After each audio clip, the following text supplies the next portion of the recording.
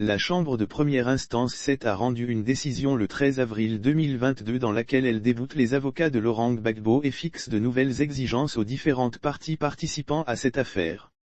L'ex-président ivoirien Laurent Gbagbo et son ex-ministre Charles Blé Goudé ont été acquittés par la Cour pénale internationale le 19 janvier 2020 au terme de 3 ans de procès au cours duquel leurs avocats n'ont présenté aucun témoin.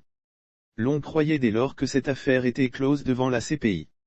Maître Emmanuel Alty exige la mise à disposition du public des décisions rendues contre toute attente. L'avocat principal de l'ancien président, Maître Emmanuel Alty exige la mise à disposition du public des décisions rendues tout au cours de ce procès.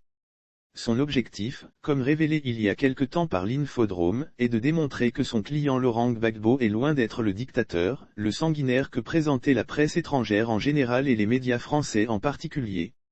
Les avocats de Gbagbo déboutés dans la suite logique des choses, la Chambre de première instance 7 présidée par la juge canadienne Kimberly Prost, a été constituée pour connaître de cette affaire. C'est cette Chambre qui a rendu une décision ce 13 avril 2022 pour rejeter les arguments de la défense de Laurent Gbagbo. Lire aussi justice, voici pourquoi les juges de la CPI ont rejeté les demandes de Gbagbo ce 13 avril 2022, exclusif, toutefois, précise la juge canadienne, un délai de 2 mois et demi, soit jusqu'au 30 juin 2022, est accordé aux différentes parties participant à cette procédure pour fournir de nouvelles argumentations.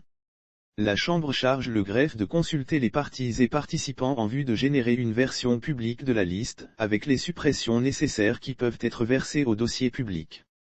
Au terme de ces consultations, la Chambre charge le régisseur de soumettre d'ici le 30 juin 2022 la version publique de la liste proposée pour approbation par la Chambre, a clarifié la juge présidente Kimberly Prost.